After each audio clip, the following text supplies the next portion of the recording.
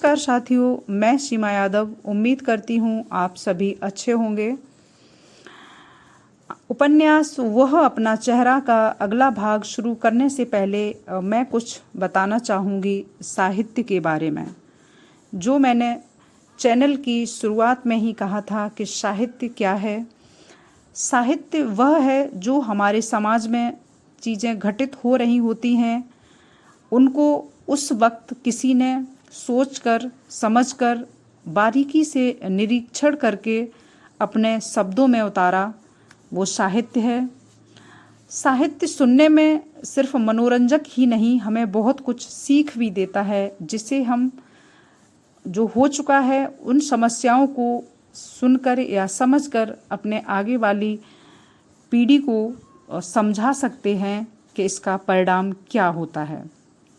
तो प्लीज़ सुनें, समझें और अपने बच्चों को समझाएं। इसी के साथ धन्यवाद। शुरू करूंगी उपन्यास का अगला भाग। तुम्हारी रिपोर्ट्स, वह आगे कह रहा था, कोई बहुत अच्छी नहीं है। तुम्हारे अफसर तुम्हारे बारे में अच्छा नहीं सोचते। यह जानकर मुझे धक्का लगा।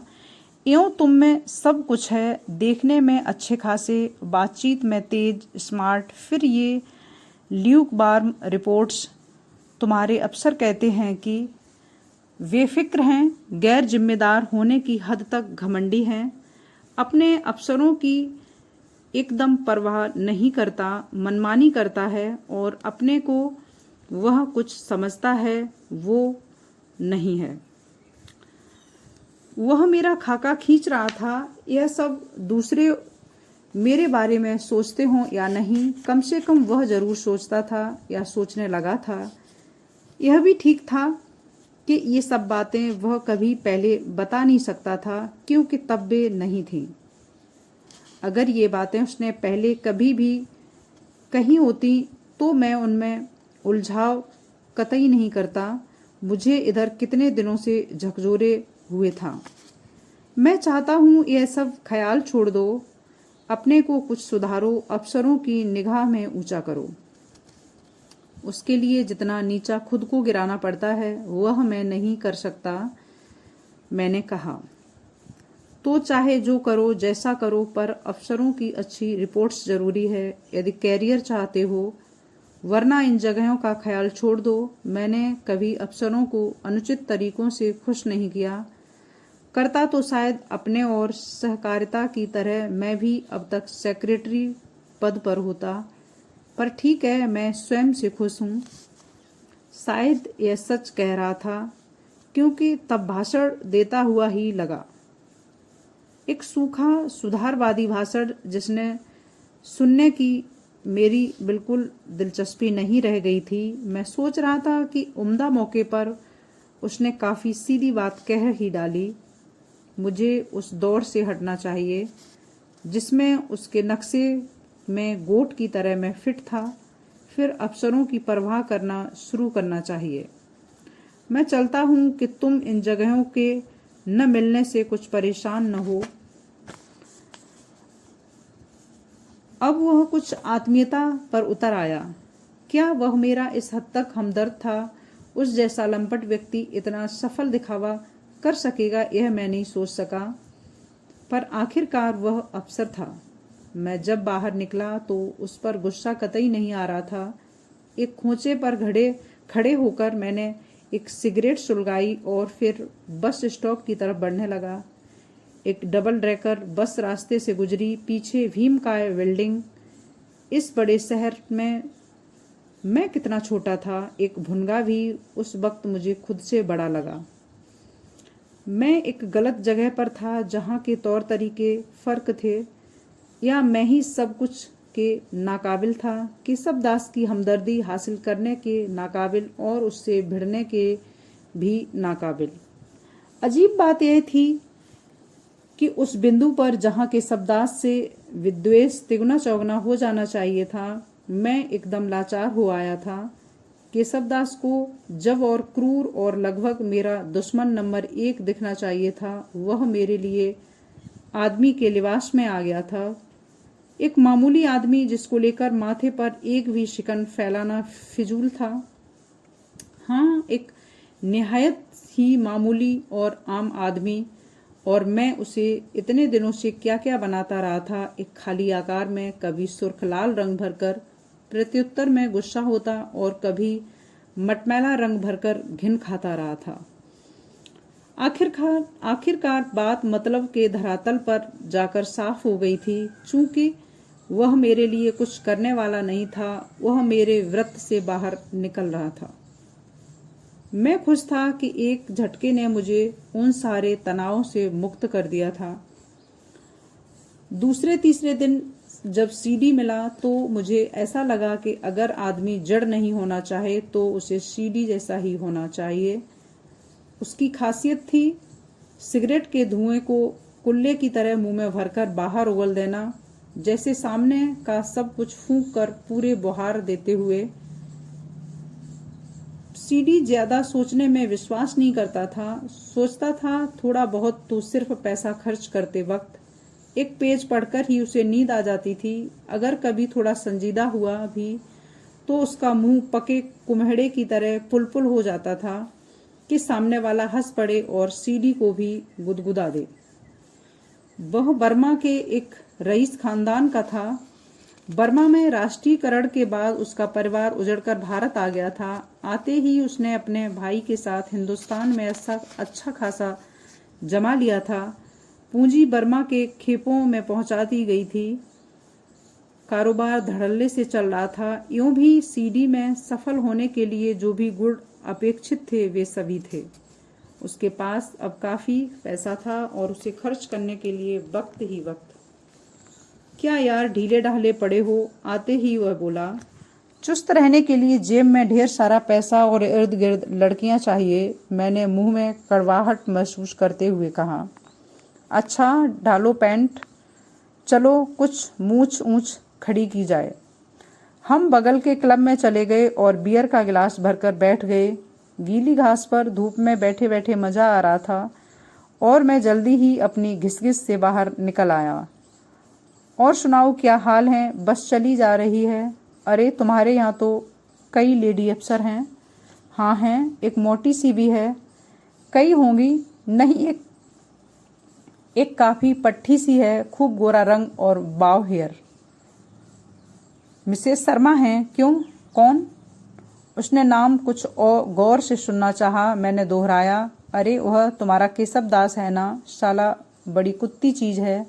मेरा काम फंसा हुआ था पंजाब के किसी अफसर से। वह ठहरता था दिल्ली आकर इसी के यहाँ। तो मैंने इससे कहा, यह बोला कि शाम को जिमखाना में डिनर का इंतजाम करो। यह साली कौन बड़ी बात थी। मुझे उम्मीद थी कि उसको भी लाएगा। उसने कहा भी यही था, पर जब हजरत पहुंचे तो सिर्फ अपन और साथ में वह तुम्हारी मिसेस शर्मा। मुझे कुछ खास महसूस नहीं हुआ। हाँ, उन दोनों को लेकर सीडी जिस तरह बोर हुआ होगा सोचकर मुझे मजा आ रहा था। स्कॉच विस्की और डिनर, और जो उससे भी बड़ी बात कि महीने में 2 गेस्ट ले जा सकते हो। सो इस महीने का कोटा झक। काम किया कि नहीं? अरे काम तो साले का बाप भी करेगा। सीडी ने चुटकी को हवा में घुमाते हुए कहा। लेकिन दिस इज नॉट डन कि मैं अकेला और आप दोनों, और वह भी जो आपकी पत्नी नहीं। उस पर विस्की पीते हुए अपनी खुसुर फुसुर में मस्त, जैसे मैं सिर्फ एक सोफा था। बियर पीते हुए मुझे मजा आ रहा था। अंदर कुढ़न और रत्ती भर खुरचन नहीं थी। केशव दास और मिसेस शर्मा नहीं, जैसे वे सिनेमा के महमूद और टुनटुन थे। यह कौन है मिसेस शर्मा? औरत। उसने जोरदार ठहाका लगाया।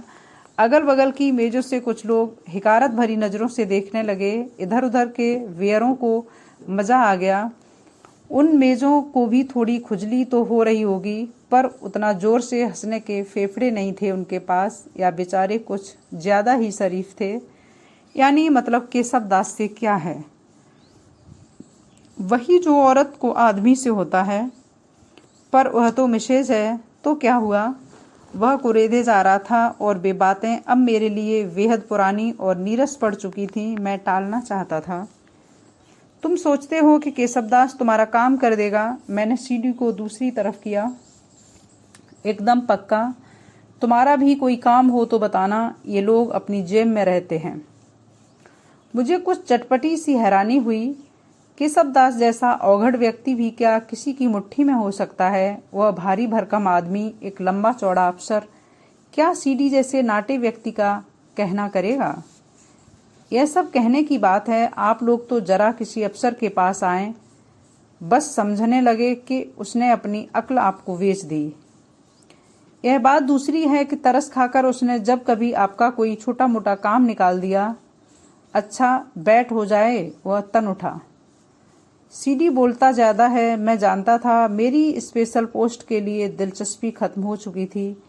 उसके लिए उत्साह के दौर में मैंने वह कुछ कर लिया था जो अमूमन मैं नहीं करता। केशवदास भी मेरे लिए अब सचिवालय में बैठे कई कीड़े मकोड़ों में से एक था। बस फिर भी उस खेल में मैं केशवदास को भी कुछ वैसा ही मरा मरा देखना चाहता जैसा मैं हो आया था।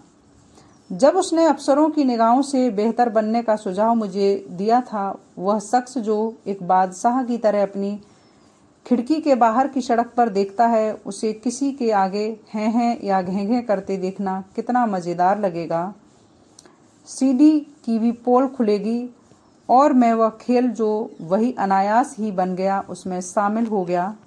सीडी को अपना स्पेशल पे वाला काम समझाया। वह तुम्हारे बारे में क्या सोचता है? सब कुछ सुनने के बाद सीडी ने पूछा। यह एक बड़ा मुश्किल सवाल था। केशवदास मेरे बारे में क्या सोचता है? इतने दिनों से इस सवाल से ही तो मैं उलझा चला आ रहा हूँ। केशवदास अब सोचता होगा मेरे बारे में, उसके रास्ते का रोड़ा, एक बेवकूफ़ आदमी, नालायक अफसर, थोथा, एकदम अनुपयोगी और भी बहुत कुछ। मेरे नाक नक्श भी इधर उसे चुभते ही रहते होंगे। कुछ खास अच्छा नहीं। तो शायद तुम्हें ले जाना ठीक नहीं होगा, लेकिन तुम्हारा काम हो जाएगा। मुझे काम से ज़्यादा दिलचस्पी तमाशा देखने में थी और मैं जिद कर बैठा कि मेरे सामने ही बातें होनी चाहिए। मैंने कहीं से सीडी के आत्मविश्वास को चुनौती दी थी, इसलिए उसे तैयार होना पड़ा। अगले कुछ ही दिनों में उसका फ़ोन आया। शाम को मुझे चैम्सफोर्ड क्लब पहुंचने के लिए कहा। जब मैं पहुंचा तो वह बाहर ही मिला। थोड़ा बेचैन सा दिख रहा था, जैसा वह अमूनन नहीं होता। मुझे करीब करीब घसीटते हुए बगल के रास्ते सीधा लॉन की तरफ ले गया। एक टी पार्टी अंदर चल रही थी। केशवदास आया हुआ है, उसे पकड़ूंगा, तुम इधर ही रहना। उसने एक कोका कोला मेरे लिए मंगा दिया और कुछ खुद अंदर चला गया। मैं लॉन के ऊपर की जगह पर बैठा हुआ कोका कोला सुड़कता रहा। कुछ दूर हटकर एक ताश की मेज जमी हुई थी। सबके सब बूढ़े थे। एक सरदार भी ऐनक लगाए झुका हुआ था। मैं उसे जानता था। दिल्ली के सभी लोग उसे जानते थे, क्योंकि वह हर जगह आगे की सीट पर धंसा होता था, मुशायरे से लगाकर दंगल तक। लॉन पर दोपहर की मेजें अब भी पड़ी हुई थीं, ज्यादातर खाली। सामने सुनसान स्विमिंग पूल था, जहां गर्मियों की बेतहासा चहल पहल हो आती है। बाईं ओर के पेड़ के नीचे का गोल चबूतरा भी खाली था। दोपहर के लोग जा चुके थे और शाम के अभी नहीं पहुंचे थे। मुझे काफी अकेला लगा। सीडी थोड़ी देर में टहलता हुआ आया और मेरे बगल में पड़ी कुर्सी पर बैठ गया। अभी चल रही है, थोड़ी देर में खत्म हो जाएगी। क्या प्रोग्राम है? मैंने पूछा। उसे पकड़ लूंगा, यहाँ बैठकर कुछ दारू वगैरह चलेगी और फिर चलते चलते उससे हाँ करवा लूंगा। साला जाएगा कहाँ? उसकी स्ट्रेटजी उतनी साधारण थी कि स्ट्रेटजी ही नहीं थी, और उसमें भी यह सोच लेना कि वह केशवदास जैसे लोगों को फांस सकता है, एक वैसा भ्रम था जिसे सीडी जैसे लोग ही पाल सकते हैं। वह पीता भी है? मैंने पूछा। पीता? ढकोसता है, ढकोसता। पीपे के पीपे। देखा नहीं उसका शरीर, चेहरा और उंगलियां? पीता था पर अब छोड़ दी है। छोड़ो। उसने अपना पंजा हवा में लहराया। नहीं, कुछ दिनों घर पर उसने मुझे तो एक पैग दी थी, पर खुद मुकर गया था यह कहकर कि वह छोड़ चुका है। तब वह तुम्हारे साथ कुछ नखरे करेगा। वह कुछ सोच में पड़ गया। कुछ सोचता हुआ फिर अंदर हॉल में घुस गया। उस तरफ गया होगा जहां पार्टी चल रही थी। धन्यवाद। आज के लिए बस इतना ही।